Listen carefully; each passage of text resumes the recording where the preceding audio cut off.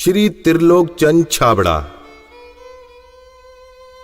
यह मेरे भारत की छोटी सी एक झांकी है। अभी तो जमीन में नींव भरी है, शीश महल तो बाकी है। मिशन आर्थिक आजादी के जनक श्री त्रिलोक चंद छाबड़ा जी का जन्म सन 1957 में राजस्थान के अजमेर जिले के एक छोटे से गांव नानसी में हुआ। पिता मोहनलाल जी गांव में एक छोटा सा जनरल स्टोर चलाते थे। माता धापू देवी गृहिणी थी। 6 भाई बहनों में से श्री टी.सी. छाबड़ा जी तीसरे नंबर के पुत्र हैं। अपनी प्रारंभिक शिक्षा इन्होंने अपने गांव में और उच्च शिक्षा जयपुर में पूरी की। विलक्षण प्रतिभा के धनी श्री त्रिलोक चंद छाबड़ा जी सफल व्यवसायी के साथ साथ एक संगीतकार, गीतकार, लेखक और एक अच्छे वक्ता भी हैं। मेरी शादी बचपन में जल्दी हो गई थी और 77 में हुई और बहुत ही सरल और स्वभाव के और अच्छे स्वभाव के मुझे मेरे हस्बैंड मिले। हम एक भिलवाड़ा आए और फिर 2000 में ये जो सिस्टम है आरसीएम चालू किया।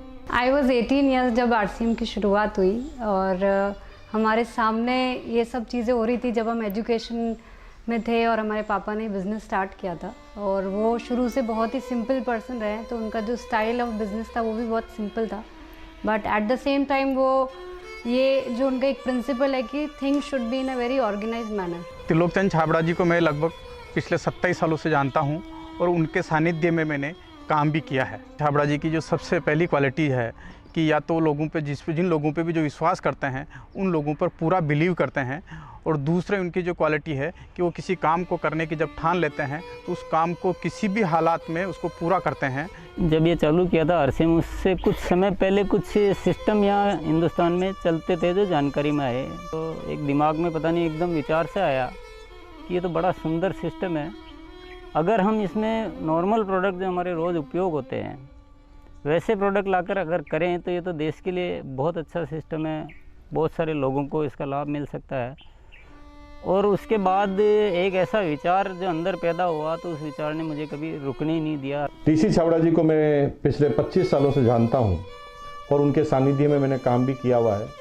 टी.सी. छाबड़ा जी की सबसे बड़ी क्वालिटी है उनके लिए काम होता है। काम छोटा और बड़ा नहीं होता, वो हर काम को उतनी ही सीरियसनेस से करते हैं, चाहे वो काम छोटा हो चाहे बड़ा हो। मुझे याद है जब आरसीएम की सबसे पहली मीटिंग हुई थी, एकदम फर्स्ट मीटिंग, मैं उस मीटिंग में प्रेजेंट थी और वो एक पेड़ के नीचे बाहर मीटिंग हुई थी जहाँ पे मुश्किल से शायद 20 लोग बैठे होंगे। क्या मालूम, इनसे पहली बार मिलते ही मुझे लगा कि कुछ विशेष व्यक्ति है ये, जो बोल दिया एक बार फिर वो याद है, वो एक कंप्यूटराइज काम हो गया। मेरी एक नेचर है कि मुझे अगर कोई चीज़ अच्छे से समझ में आ गई, मैं कन्विंस हूँ कि हाँ ये ज़िंदगी में सही है या ये काम सही है, तो मैं फिर किसी के रोके रुकता नहीं हूँ। तो आरसीएम की भी यही कहानी है। शुरू में सबने मना किया, परिवार वालों ने भी मना किया, दोस्तों ने भी मना किया, बहुत सारी चीज़ें भी हुई, लेकिन मैं कन्विंस था, मुझे समझ में आ गया था कि ये सिस्टम है, इसको देश को इसकी ज़रूरत है, आम आदमी की ज़रूरत है। वो हमेशा एक ही चीज़ बोलते हैं लाइफ में कि चाहे दुनिया कहीं पे भी कुछ भी कर रही हो, चाहे पूरी दुनिया भी अगर वो चीज़ कर रही है और अगर वो गलत है तो हमको उसका साथ नहीं देना चाहिए, हमको हमेशा सही चीज़ ही करनी चाहिए। जो उन्होंने अपने जबान से कहा उसको उन्होंने पूरा किया। जबान के सच्चे ये उनमें मानता है। MLM के नाम पर ज़्यादातर कंपनियां कुछ महंगे प्रोडक्ट लाती है उसमें और ज़्यादा कुछ उसमें से बांटने की कोशिश करती है, और हम आरसीएम में ऐसे क्यों प्रोडक्ट लाते हैं जो बहुत कम रेट में होते हैं। बहुत ज़्यादा इधर कुछ चीज़ों को हाई फाई करना या कुछ बहुत ज़्यादा हर कहीं खर्च कर देना, तो मेरे को कुछ महंगी चीज़ खरीदना पसंद नहीं है लाइफ में। तो मेरे को जो पसंद नहीं है मैं बेच कैसे सकता हूँ। हमारा हिंदुस्तान का मिशन मंगल इसका एक बहुत बढ़िया उदाहरण है कि उन्होंने उस पर्टिकुलर बजट में उनको बनाने की सोचा तो उन्होंने वो चीज़ बना कर दी। ये कोई भी वादा करते हैं वो पूरा करते हैं, और इन्होंने जो सोच लिया कि मुझे ये काम करना है वो करके रहते हैं, और इन्होंने जो भी सोचा ईमानदारी से कर रहे हैं पूरा। बहुत सारी चुनौतियाँ आई इस काम को करते हुए। बहुत सारे लोगों ने साथ निभाने का वादा किया, साथ चले, काम को आगे बढ़ाया, फिर उनके मन में पता नहीं क्या लालच आया तो उन्होंने पूरा बाहर जाकर एक नई कंपनी शुरुआत की और पूरा आरसीएम पर अटैक करना चाहिए और आरसीएम के सारे लोगों को, सारे सिस्टम को तोड़ने की एक बार नहीं कई बार बार ऐसे प्रयास हुए कि जब ऐसी घटना हुई है तब आरसीएम में बड़े निर्णय हुए हैं। जो सामान्य गति से चल रहा था उसमें एक मजबूती आई, एक बड़े निर्णय लेने की ताकत आई कि अब तो इसको करके ही रहना है। वो बहुत कम बोलते हैं और बोलते हैं वो एकदम सत्य और सीमित मात्रा में। डायरेक्ट सेलिंग सिस्टम में एक बहुत बड़ी बात सीखने को मिली कि लोगों को कभी भी आप ओवर कमिटमेंट मत करो। 2011 में जो हमारे साथ में ये गवर्नमेंट का हुआ, उसमें बहुत अलग हमारे पर इफ़ेक्ट हुआ उस चीज़ का कि ये भी होता है क्या लाइफ में ऐसा। और वो ये जो एक फेज़ था वो बिल्कुल बहुत कठिनाई का दौर था, बहुत ख़राब स्थिति से हमें गुजरना पड़ा। मेरे परिवार पर संकट आए और परिवार से ज़्यादा जो हमारे जो टीम है, हमारे जो इतना बड़ा हिंदुस्तान में परिवार बन चुका था, उसको सबको दिक्कतें आई। लेकिन एक मन में विश्वास था कि आखिर जो सत्य वो तो सामने आएगा। ऐसा ट्रैजिक पीरियड आया था कि पूरी दुनिया नहीं बोल सकते साथ छोड़ दिया। इनफैक्ट जो एकदम अपने बोलने के लिए होते हैं उन लोगों ने भी साथ छोड़ दिया। लेकिन पापा की वो जो हिम्मत थी, और जब भी हमने उसके बाद या उस दौरान जब भी हमको मौका मिला उनसे बात करने का, उन्होंने एक ही चीज़ बस हमको बोली थी कि सब कुछ ठीक होगा क्योंकि हमने कुछ गलत नहीं किया है किसी के साथ। हमारे जो आरसीएम परिवार है उनका इतना विश्वास था कि उन्होंने 1 साल इंतज़ार किया और पूरा डटे रहे।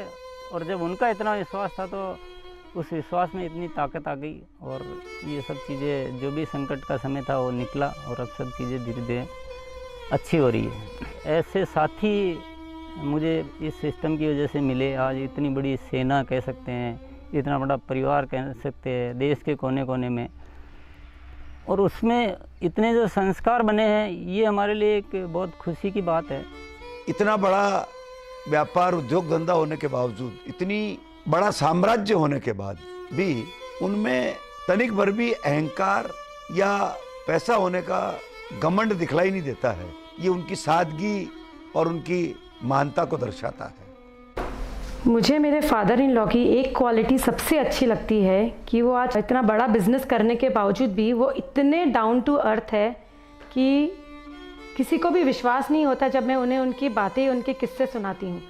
एक छोटी सी बात ले लीजिए, अगर हम जब भी खाना खाते हैं हम डाइनिंग टेबल में बैठ के खाते हैं, पर वो आज भी प्रेफर करते हैं कि हम ज़मीन पे उनके साथ बैठ के उनके साथ भोजन करें। त्रिलोकचंद जी छाबड़ा एक व्यक्ति नहीं, आंदोलन है। उनके जीवन में उन्होंने बहुत संघर्ष तो किया ही है, लेकिन सबसे बड़ी बात उनमें है सादगी और सच्चाई।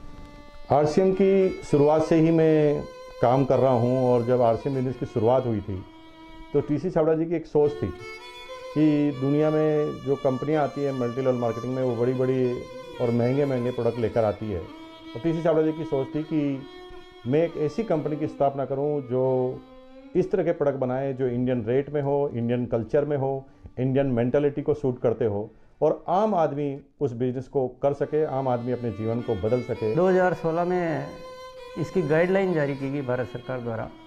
उसके बाद से इसमें काफ़ी स्पष्टता आ चुकी है। उसके बाद हमने पूरे सिस्टम सेट किए, हमने पूरे टेक्नीशियंस सेट किए, हमने लेबोरेटरी सेट की, और इतना बड़ा सेटअप हो चुका है कि आज हमारे आरसीएम की प्रोडक्ट रेंज में करीब 400 प्रोडक्ट शामिल हो चुके हैं और आगे ये श्रृंखला चालू है। आरसीएम क्यों अपनी ओन मैन्युफैक्चरिंग इकाइयाँ स्थापित करता है या अपना सेटअप क्यों लगाता है, इसके पीछे जो मुख्य कारण है कि आरसीएम ने अपने प्रोडक्ट डेवलपमेंट में 4 कमिटमेंट कर रखे हैं कि ये चारों चीज़ें हमेशा रहेगी। पहली चीज़ है प्रोडक्ट उपयोगी होंगे, दूसरा स्वास्थ्य के लिए अच्छे होंगे, क्वालिटी नंबर 1 होगी और रेट बहुत रीजनेबल होगी।